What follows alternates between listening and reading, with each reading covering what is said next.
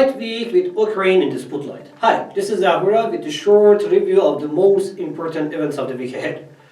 On the economic data front, it will be a light week, but what will still be in the spotlight of investors is the news that will come out from Ukraine.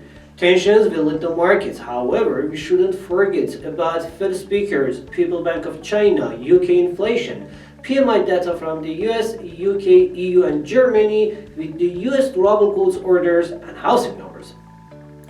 Number 1. PBOC interest rate decision.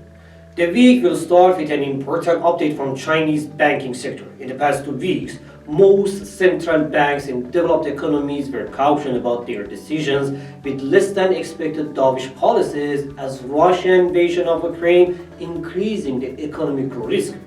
In China, it may sound different. Probably they can get cheaper oil and energy, while inflation, unlike other economies, still is not their concern. Therefore, we are not expecting any changes in the policies for now, not towards tightening or expansionary monetary policies. Actually, it shouldn't be a positive news for the Chinese yuan. Number 2, Wednesday and UK. Wednesday will be a busy day in London with producer and consumer inflation numbers, raw material prices, annual budget release, and BOE Governor Mr. Bailey's speech. Inflation is expected to increase by 5.9% in February, and it can put more pressure on BOE policy makers in the next months to increase the rates by another 25 basis points and make a history in continuous process of increasing interest rates. In this situation, Governor Bailey's comments will be very important about these numbers. Anyway, estimated numbers are not expected to be supportive for British pound. Number 3, US new home sales. Since the data is for February, as most published data including retail sales were positive and show progress in the construction material sales, both home sales and new home start indexes are expected to increase. On the same day that we will have Fed Chair Powell's speech as well, we are expecting to see slightly increase in February new home sales, after slipping slightly in January. When you have higher risk in the markets, usually demand for lower risky assets including house will increase.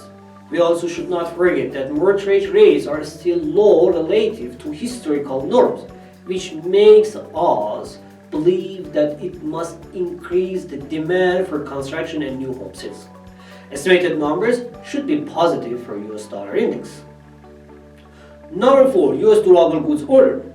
If we exclude the Boeing report, February orders must increase slightly in line with other data. Boeing reported only 37 new gross orders in February, while they had very good orders in March from Delta Airlines. However, February orders were much less than expected, and it will drive the overall durable goods orders numbers to decrease by 0.5%. Russia's invasion of Ukraine also will likely increase the further complications to getting needed materials. Therefore, next month's orders also must be lower, and it should not be positive for the US leading indices. Today, we have several Fed speakers as well and must be watched closely. Finally, number 5, Eurozone PMIs. After Ms. Lagarde's speech earlier in the week, the most important event and data to watch in the Eurozone will be the Purchasing Manager Index, because it will be the first important data which goes to cover the Russian-Ukraine conflict effect. March PMI data could give us a preview of just how much energy prices raising will affect the manufacturing slowing as a result. We are expecting the manufacturing PMIs to move lower in March, while higher energy costs will reduce overall consumption, including service and spending. Therefore, service PMI will move lower as well. These data will put the euro more and more under pressure against its crosses. Thanks for being with us, and hope this week is going an amazing week for you.